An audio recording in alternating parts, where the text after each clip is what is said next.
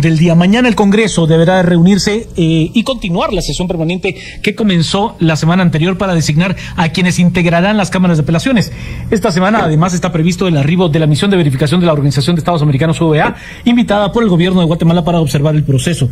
¿Será? Si no estoy mal, la cuarta ocasión en la que viene. Sí, es la cuarta ocasión que viene la Organización de Estados Americanos. Esta misión de observación de la OEA. Y para hablar sobre este tema está con nosotros el doctor Emilio Estrada, analista independiente. Y también está el licenciado José Santos Zapón, quien fue presidente de los 48 cantones de Totonicapán. A ambos les agradecemos mucho el que nos acompañen en Hora 15. Empezamos conversando, como siempre, por orden alfabético con el doctor Estrada. Doctor Estrada, la semana pasada, en poquito más de una hora, se desconocía ya la identidad de los 13 magistrados de la Corte Suprema de Justicia. Es poco previsible que eso ocurra en la jornada de mañana, tomando en cuenta la gran cantidad de personas que se deberá de seleccionar. Pero, ¿qué espera de las negociaciones que se realizaron en las últimas horas y cómo confía o cómo espera que se integren estas cámaras de apelaciones? Muy buenas tardes y bienvenido.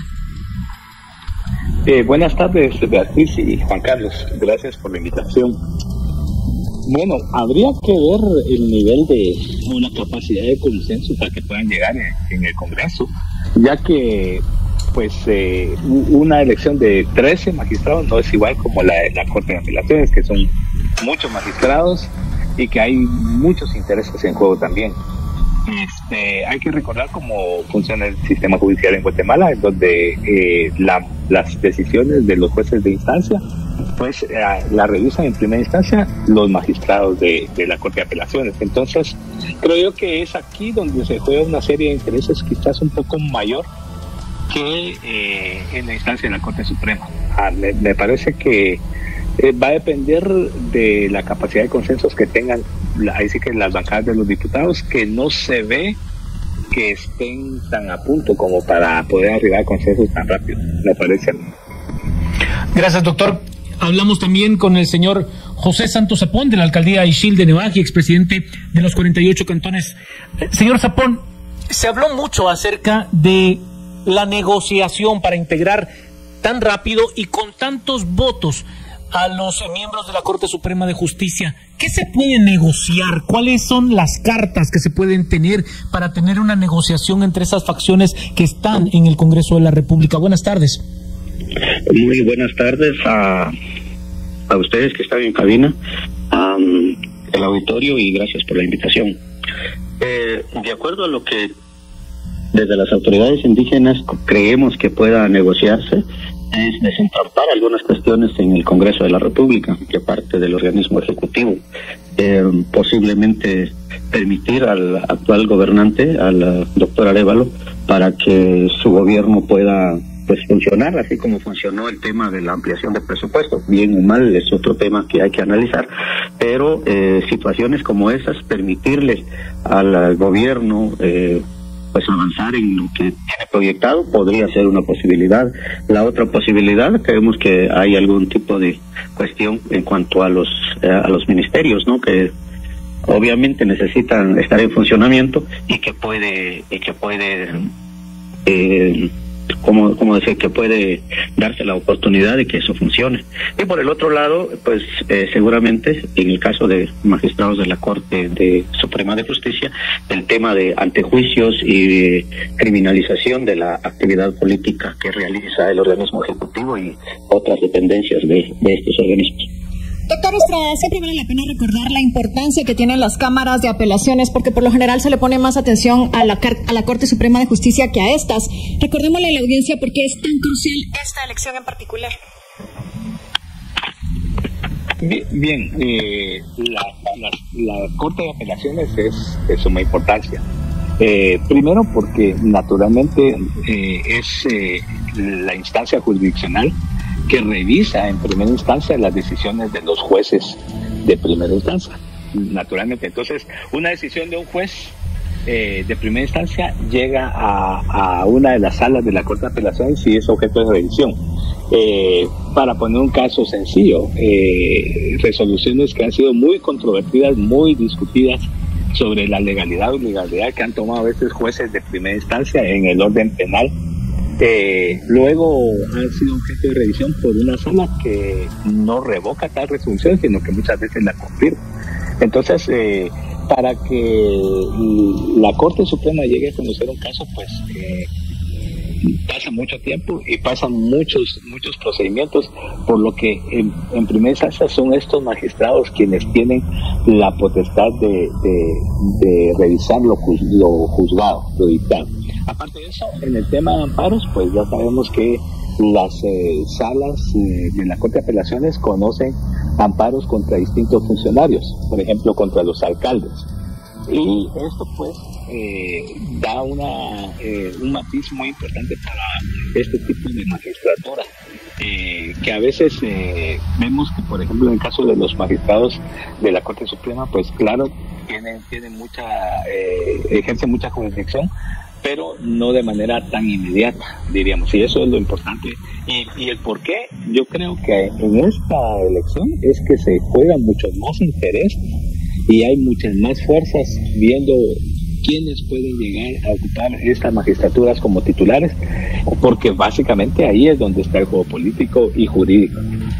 Les agradecemos a ambos que se mantengan en la línea telefónica para retomar la conversación en unos minutos. Estamos conversando tanto con el licenciado José Santos Zapón, quien fue presidente de los 48 cantones de Totonicapán, como con el doctor Emilio Estrada, analista independiente, sobre la integración de las cámaras de apelaciones y la presencia de la misión de observación de la Organización de Estados Americanos. Licenciado José Santos Zapón, expresidente de los 48 cantones de Totonicapán, y con el doctor Emilio Estrada, analista independiente, y estamos hablando de la integración en esta ocasión, de las cámaras de apelaciones. Y seguimos conversando con ellos, Juan Carlos. Sí, por supuesto, Beatriz. Señor Santos Supón, licenciado Santos Supón, el presidente de la República, Bernardo Arévalo, salió diciendo de que en la integración de la nómina de Corte Suprema de Justicia habían todavía elementos de una clase corrupta que se niega a morir, que tuvo incidencia en esa designación.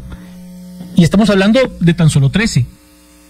¿Cuánto riesgo hay de que haya incidencia de miembros del crimen organizado y de grupos antidemocráticos en la conformación, tomando en cuenta de que el listado es muchísimo más amplio? Sí, en cuanto al tema de Corte Suprema, sí se pueden hablar de algunos nombres específicamente, pero en este caso sí es bastante alto el riesgo de que se vayan a infiltrar, y en algún momento, creo que en uno de los programas que también ustedes transmiten a esta misma hora, como autoridades indígenas manifestamos que el tema del señor Curuchichi, Cintia Monterroso, el esposo de la señora Consuelo Porras, pues es solamente una cortina de humo, porque hay muchas personas que sí pueden tener vínculos con este tipo de organizaciones y que han atentado en contra del Estado de Derecho en Guatemala y que se están filtrando, obviamente. Estamos hablando de 156 magistrados titulares, 104 suplentes. Entonces sí, la cantidad es bastante considerable, y hay así como hay bastantes profesionales de muy buen nivel, también hay pues profesionales que se tiene un récord. Posiblemente esto pueda cambiar, pero hay un récord de favorecer, por ejemplo, órdenes de captura, órdenes de desalojo, intimidación a la prensa, en fin, situaciones como estas que hemos podido ver en el transcurso del tiempo. Posiblemente la ciudad de Guatemala sea la más visible, pero en el interior, en las cabeceras departamentales, especialmente donde tienen sus sedes las cortes de apelaciones y municipios de bastante población, pues se ha podido ver eso ante juicios que no prosperan, como lo decía el doctor hace un momento, ante juicios que no prosperan, o en algunos otros casos se liberan inmediatamente, se le da trámite. Son situaciones como esta en las que se deben de tomar en consideración en este momento de la elección. Y voy a terminar con lo siguiente. Nos parece que efectivamente es tan importante, y creo que la más importante en el sistema de justicia, esta segunda instancia, porque es lo que regula la Constitución, que todos los procesos no deben de tener más de 2 instancias, y la competencia de la Corte, pues como bien se sabe, es extraordinaria, y solamente en materia de amparo y antejuicios. Doctor Estrada, hablemos de lo importante que ha sido, o si lo ha sido, la presencia de esta misión de observación por parte de la Organización de Estados Americanos, y también hagamos referencia a esta solicitud de información que la FESI le hace a los presidentes de las comisiones de postulación con relación a una reunión que nunca se dio con esta misión de observación de la OEA. Yo pienso que el acompañamiento de la comunidad internacional o de organismos como la OEA han sido importantes para que exista un rescate democrático en el país. Esto sí pensándolo en voz alta, diríamos que si con el acompañamiento de la OEA han habido excesos en cuanto a la forma en que se llevó, por ejemplo, el proceso electoral, pues ya no digamos este tipo de acciones que está haciendo ahora la Organización de Estados Americanos. Yo pienso que básicamente la petición del Ministerio Público para mí cae en lo que yo he dado en llamarle el populismo de derecha, algo de no a la injerencia extranjera, no somos un país soberano, independiente, y es una idea que está lejos de la realidad, por un lado, y por otro lado porque ningún país actual puede sobrevivir si no está dentro del concierto de naciones. Entonces es la idea de que no se pueda venir y tener observación de un organismo con la OEA. Yo pienso que raya un poco en ese tipo de confrontación, diríamos. Entonces, a mí me parece que este tipo de acciones quieren demeritar el trabajo que hace la OEA y tal vez incidir como que hay alguna componenda de orden internacional, o que en la agenda internacional está a ver qué magistrados pueden quedar y qué magistrados no. Yo pienso que por esa línea mal, que creo que no es el trabajo de Leoneto tampoco. Señor Santos Zapón, en ese mismo sentido, las organizaciones indígenas fueron bastante claras en su oposición a que hubiera magistrados reelectos en Corte Suprema de Justicia. ¿Han hecho ustedes algún tipo de análisis del tema de la reelección para magistrados de salas de apelaciones? Fíjense que en eso estamos en estos momentos viendo algunos de los perfiles que hay, que podrían ser los que puedan generar algún tipo de influencia, ¿no? Es bastante grande y es bastante considerable el número de candidatos, y también es un poco complicado porque cada uno de las autoridades indígenas viven en departamentos diferentes y no siempre se conoce la función que desarrollan estas personas o estos magistrados, de manera que sí se nos ha dificultado un poco más hacer este análisis, como son más de 300 candidatos los que están nominados para elegir para hacer esta elección, pero sí hay algunos perfiles que nos preocupan bastante, y hay algunos que también igual creemos que pues no deberían de estar, y otros que sí podrían ser una buena propuesta para el rescate de la democracia. Y en cuanto a lo que pasó con Corte Suprema, efectivamente también nos pudimos dar cuenta de eso, y no quisiéramos que los comisionados que estuvieron votando a favor de los magistrados de Corte Suprema de Justicia para que fueran nominados, pues puedan ser excluidos por parte de los diputados del Congreso de la República, porque evidentemente ahí hay un conflicto de intereses, es pagar un favor por otro favor, cosa que siempre hemos pedido y también lo hemos dicho. También hemos hecho aportes para la transformación del sistema de elección de magistrados para la Corte Suprema de Justicia y Cortes de Apelaciones.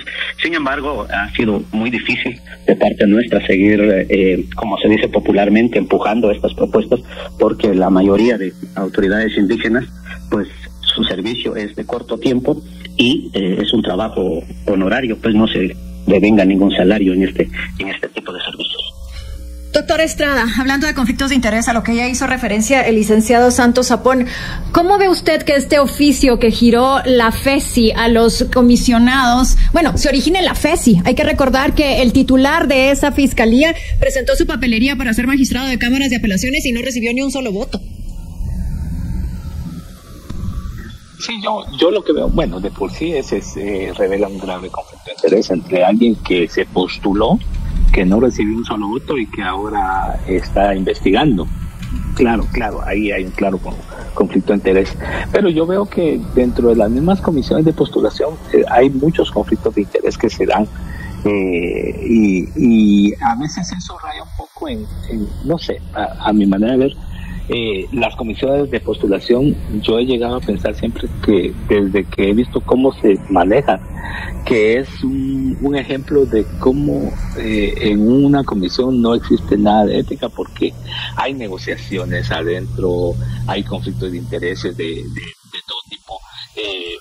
hay negociaciones de votos de quienes presentan expedientes para ser magistrados de Corte de Apelaciones. Están en la comisión que va a elegir a los magistrados de la Corte Suprema o viceversa. Entonces yo sí siento que los conflictos de intereses se mueven y actuaciones como la del fiscal de la FESI yo siento que raya un poco en lo que no debe hacer alguien cuando ya presentó un expediente. Yo no sé hasta qué punto quieren, y me parecería que sería un error, pero quieren volver a judicializar todo este proceso, pero no sé hasta dónde va a parar, porque con ese tipo de solicitar información a través de oficios, ya dejan de ver como que sí tienen deseo de volver otra vez a instrumentalizar el derecho para, no sé, presionar, para negociar, o algo, pero me parece a mí que está fuera de lugar ese tipo de investigaciones y naturalmente tenemos que entender que las comisiones de postulación para mí es un sistema caduco. Elegir, solo pongamos votar por tantos cientos de postulantes para hacer una sola lista y que en una sola lista se renueva todo el periodo, todo el Poder Judicial.